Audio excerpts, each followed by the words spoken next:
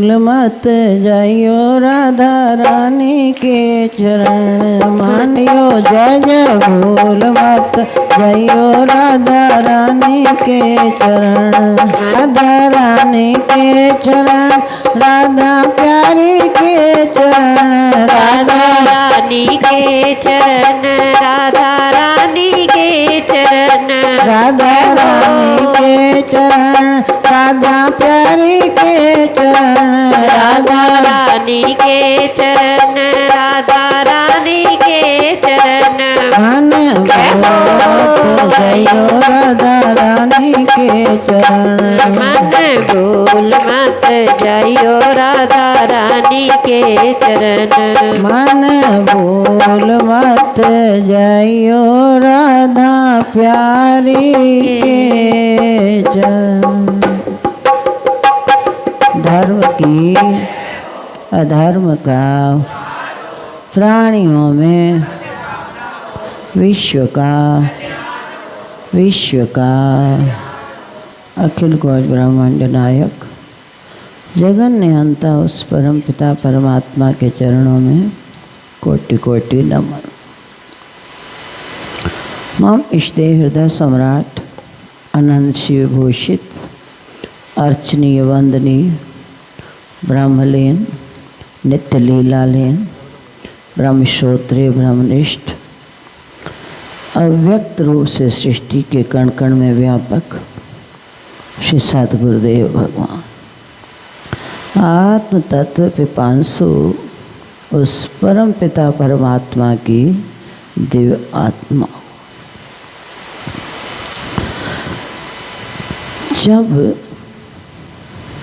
नारद जी ने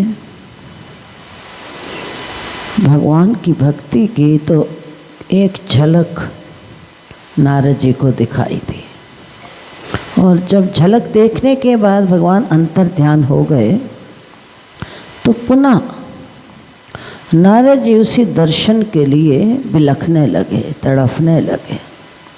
जब बहुत व्यथित हुए, पीड़ित हुए, तो उस समय आकाशवाणी हुई, नारद इस शरीर में अब तुम्हारी प्रारब्ध जो है वो पूरी हो चुकी है, और मैं तुम्हें ये वरदान देता हूँ कि अगले जन्म में तुम मेरे पार्षद बनोगे, और जहाँ तुम्हारी इच्छा होगी वहीं तुम पहुँच जाओगे। तत्पश्चात नारद जी, ये किसकी कथा है? नारद जी के पिछले जन्म की। ये पिछले जन्म में कौन थे नारद जी? एक दासी के पुत्र। नारद जी तो अगले जन्म में बने हैं ना, ये सारी कथा उनके पिछले जन्म दासी के पुत्र की कथा है। अब अगला जन्म प्राप्त हुआ उनके नाम से, क्योंकि ये भगवान के पार्षद बने हैं। तो नारद जी जब वेद व्यास जी को श्रीमद् भागवत कथा सुनाई, उससे पूर्व वेद व्यास ने कहा कि मैंने वेद उपवेद शास्त्र पुराण सब कुछ लिखा है, लेकिन मुझे समझ नहीं आ रही कि मुझ में कौन सी एक त्रुटि रह गई। कोई ना कोई कमी तो मुझ में ज़रूर है कि इतने वेद उपनिषद पुराण शास्त्र लिखने के बाद भी मेरे मन को वो शांति नहीं है, मेरे मन को वो आनंद नहीं है।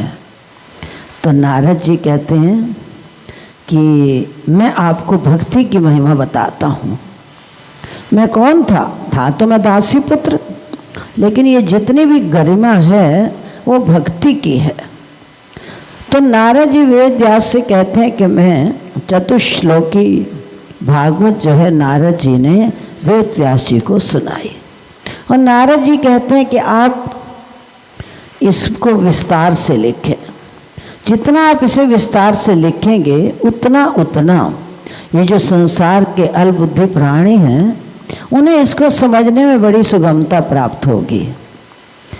तो जिस समय वेद व्यास जी ने नारद के मुख से चतुश्लोकी भागवत को श्रवण किया, तत्पश्चात उनके कथनानुसार बद्रीनाथ के पास एक माना गांव है, वहाँ जाकर गुफाओं में वेद व्यास जी कोई साधारण तो नहीं थे, जिन्होंने वेद उपनिषदों को लिखा तो शक्ति तो उनकी भी कम नहीं थी, लेकिन जो मूल भक्ति की शक्ति है उसके साथ किसी की तुलना भी नहीं होती है। तो वेद व्यास जी बद्रीनाथ के समीप माना गांव की गुफाओं में बैठ गए और वहाँ पर जो ही वेद व्यास जी अपनी आंख बंद करके ध्यान लगाते थे, त्यों त्यों उनके मन में भगवान की भिन्न भिन्न लीलाओं के दर्शन होने लगे। अब वेद व्यास जी बोलते जा रहे हैं और वहाँ पर किसने लिखी? गणेश जी ने। वेद व्यास जी बोलते जा रहे हैं और गणेश जी महाराज उसे फर लिखते जा रहे हैं। तो उस समय वेद व्यास जी ने पूरी श्रीमद् भागवत कथा को वहाँ पर गणेश जी के हाथों से लिखवा दिया। तो ये गरिमा जो इतनी भी है वो भक्ति की महिमा है। इसीलिए संत कहते हैं बार बार कि भक्ति तो तुम्हें करनी ही पड़ेगी, चाहे वो भक्ति तुम इस जन्म में करो चाहे वो अगले एक ना एक दिन। प्राचीन समय में बुजुर्ग कहा करते थे, वो डक्का मल्ला अपने दीन ते वल्ला। कब तक नहीं आओगे भक्ति पथ में? एक ना एक दिन तो तुम्हें इस भक्ति मार्ग में आना ही पड़ेगा।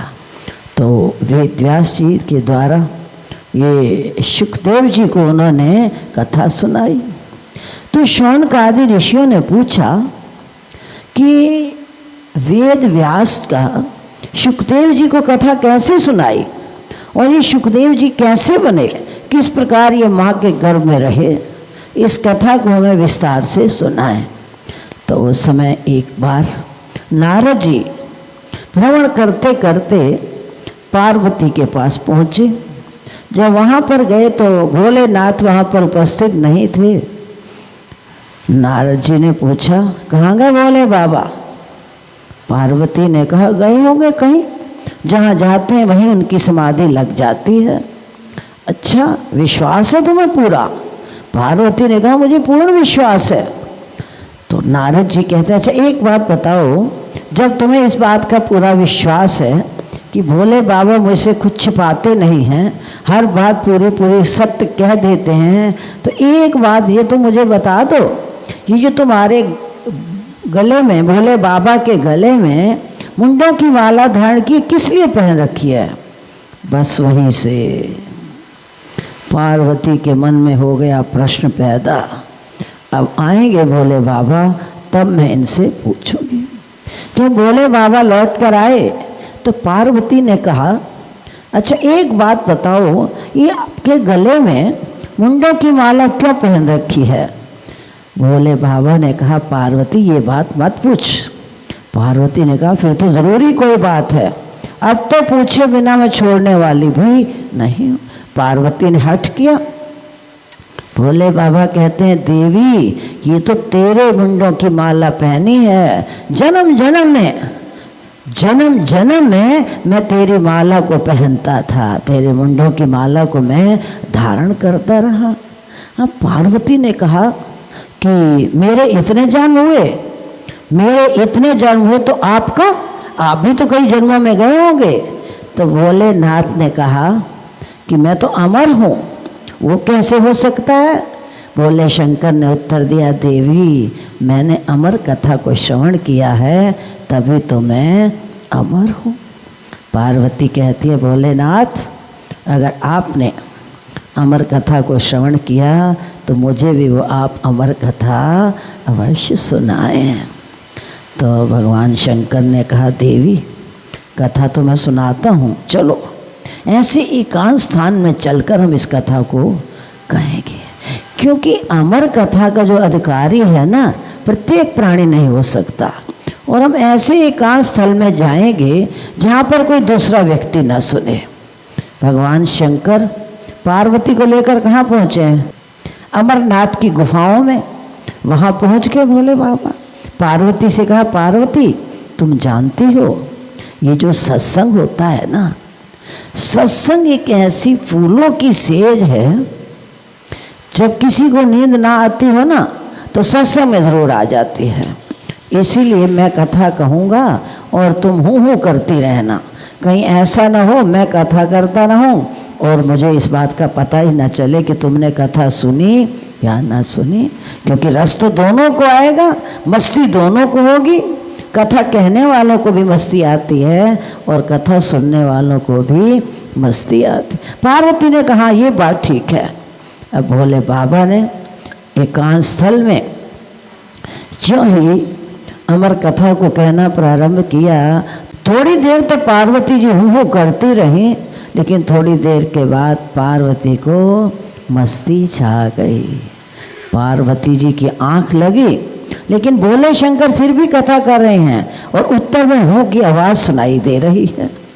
जब कथा का प्रसंग बहुत आगे निकल गया तो पार्वती की जब आंख खुली, कहती है नाथ ज़रा ये बताएं कि अमुक प्रसंग के बाद कौन सा प्रसंग प्रारंभ हुआ था। भोलेनाथ ने कहा देवी वो प्रसंग तो बहुत पीछे निकल गया, अब तो कथा का विश्राम होने का समय आ गया है, क्या तुम सो गई थी?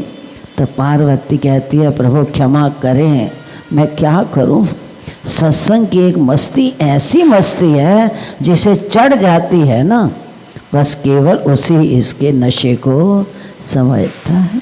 दूसरे नशे तो समय के अनुसार चढ़ते और उतरते रहते हैं, लेकिन सत्संग की मस्ती एक ऐसी मस्ती है जब एक बार चढ़ जाती है तो फिर सदा चढ़ी रहती है। अब भोले बाबा ने कहा मुझे तो लगता है कि एकांत स्थान में कोई दूसरा व्यक्ति और भी है जो कथा सुन रहा है। चारों तरफ जब उन्होंने देखा तो एक वृक्ष की कोटर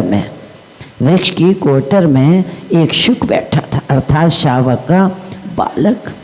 भगवान शंकर ने उठाया त्रिशूल, चल पड़े उसके पीछे पीछे, भाग रहे हैं, भागते भागते भागते।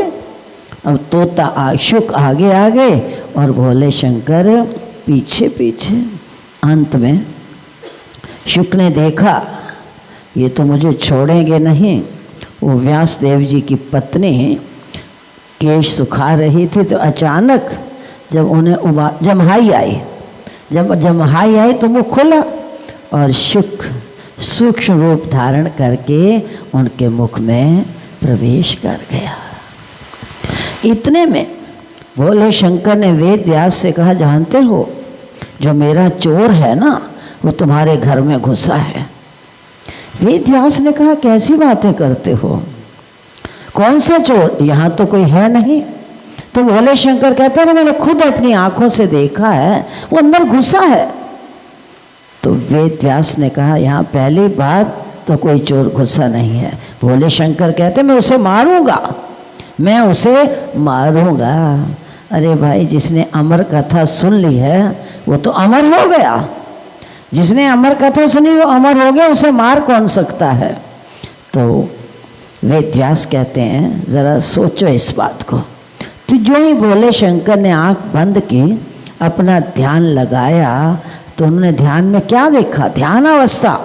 ध्यान में इंसान अपने कई जन्मों की स्थिति को देख सकता है, इतनी पावर है एकाग्रचित होने के बाद। जो ही भोले शंकर ने ध्यान लगाया तो क्या देखते हैं कि वो शुक कोई साधारण शुक नहीं था, वो तो भगवान का निज पार्षद था। क्योंकि जिस समय राधे रानी उस शुक को अपने हाथ में लेती थी और कहती थी बोल तोते शुक, बोल तोते कृष्ण, बोल तोते कृष्ण, बोल ना कृष्ण, कृष्ण कृष्ण बोल। और जब भगवान कृष्ण से अपने हाथ में उठाते थे तो कहते थे तोता तोता कहो ना राधे, तोते कहो राधे राधे, राधे राधे राधे राधे। तो वो जो शुक था भगवान का पार्षद था। तो उस समय भगवान ने उसे कहा था कि जिस समय भगवान शंकर तुम्हें मारने के लिए पीछे करेंगे और उस समय तुम वेद व्यास की पत्नी अरुंधति के मुख में सूक्ष्म रूप से प्रवेश कर जाना। अब जो ही भगवान शंकर ने आँख खोली तो वेद व्यास ने कहा आज तो आपने मुझे बहुत बड़े अपराध से बचा लिया। अगर आज मैं उस शुक को मार देता तो वो कौन था, वो तो भगवान का निजी पार्षद था, इतने बड़े अपराध से आज आपने मुझे बचाया। तो उसी समय भगवान शंकर ने, जिस शुक ने अरुंधति के मुख में प्रवेश किया था, उन्हें बाहर से प्रणाम करके वहाँ से चले। इधर धीरे धीरे समय बीतने लगा, अरुंधति दुखी होने लगी। तो नारद जी की प्रेरणा से, भगवान ने किसको प्रेरणा की? नारद जी को। नारद जी फिर वहाँ पर भ्रमण करते करते पहुँचे। अरुंधति व्यास जी से कहने लगी, क्या करूं, 12 वर्ष हो चुके हैं, मैं इस समय असह्य कष्ट में हूँ। शुकदेव जी ने कहा कि मैं सिर्फ इसलिए बाहर नहीं आता, मैं इस बात से परिचित हूँ, ये जो दुस्तर माया है ना, इस माया से बड़े बड़े ज्ञानी भी बच नहीं सकते हैं। कोई कितना बड़ा तपस्वी हो, कितना बड़ा त्यागी हो, कितना बड़ा जपीश्वर हो, लेकिन इस माया का पार पाना बहुत ही कठिन है। संतों ने कहा कठिन तो है, लेकिन असंभव भी नहीं है। इस दुस्तर माया से बचना जो है ना, बहुत कठिन है। तो वचन दिया शुकदेव जी को कि तुम बाहर और तुम्हें व्याया छू नहीं सकती है। तो जो ही शुकदेव जी इस धरा पर अवतरित हुए, उसी समय 4 वर्ष की आयु उनकी बढ़ गई। पहले 12 की थी, अब कितने वर्ष के हो गए? 16 वर्ष के। तत्क्षण नाड़े को कंधे पर डालकर चल पड़े, क्योंकि जब जीव को माया प्रभावित करती है ना, तो जिस प्रकार वर्षा का जल अगर सीधा किसी पात्र में आ जाए तो ज्यों का त्यों होता है, और वही वर्षा का जल अगर मिट्टी के पानी से होकर आया तो मटमैला हो गया। लेकिन वही जल जब दुर्गंधि युक्त नाली के द्वारा मिलकर आता है तो वो क्या हो जाता है अमृत रूपी वर्षा का जल। लेकिन जैसे संसर्ग में वो आता गया त्यों तो उसकी दुर्गंधि जो है वो बढ़। इसी प्रकार से भूमि परत भा डाबर पानी और जिमि जीव ही माया लब। इसी प्रकार से नाथ आपकी माया जीव को लपेट लेती है, अपने चंगुल में बुरी तरह से फंसा लेती है। वचन को सुना तो शुकदेव जी जब वहाँ से चल पड़े, 12 वर्ष गर्भ में रहे, 12 वर्ष गर्भ में रहे, आश्वासन प्रभु से पाए, तुम्हें न व्यापे माया मेरी, सुन के तत्क्षण बाहर आए। जन्म लेते ही चल पड़े तो पिता वेद व्यास पीछे पीछे भाग रहे हैं। शुक शुक शुक पुत्र पुत्र पुत्र। किसी ने कहा वही वेद व्यास जिन्होंने वेद शास्त्रों का लिखा, और उसके बाद भी भागवत कथा श्रवण करने के बाद भी क्या उनके मन में पुत्र का मोह जागृत हुआ? तो संत कहते हैं कि वेद व्यास जी पुत्र के मोह से नहीं कह रहे थे, उनको इस बात का पता था ये परमहंस हैं। शुकदेव जी साधारण नहीं, अब तो शुकदेव जी तो परमहंस हैं।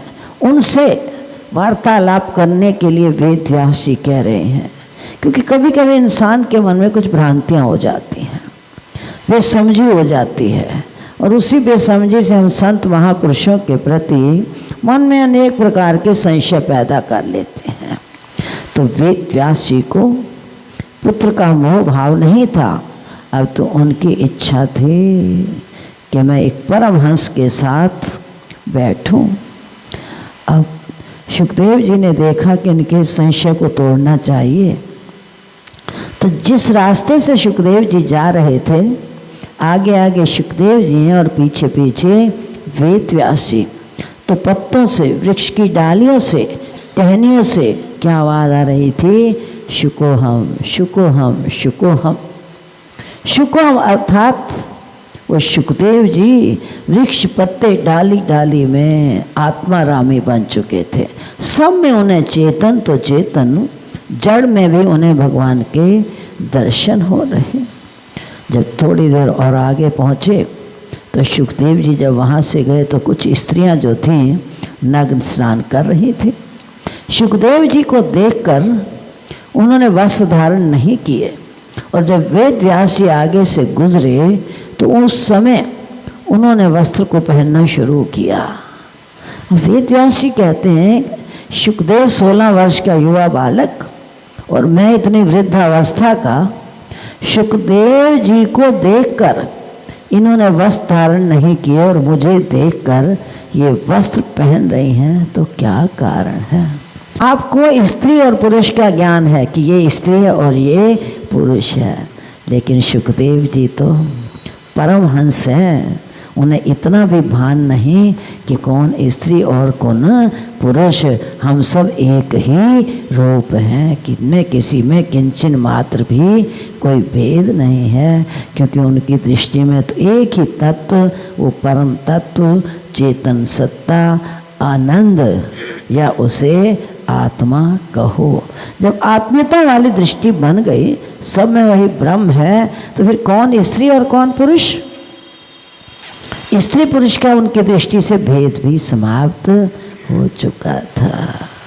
बोल श्री सद्गुरुदेव भगवान की जय।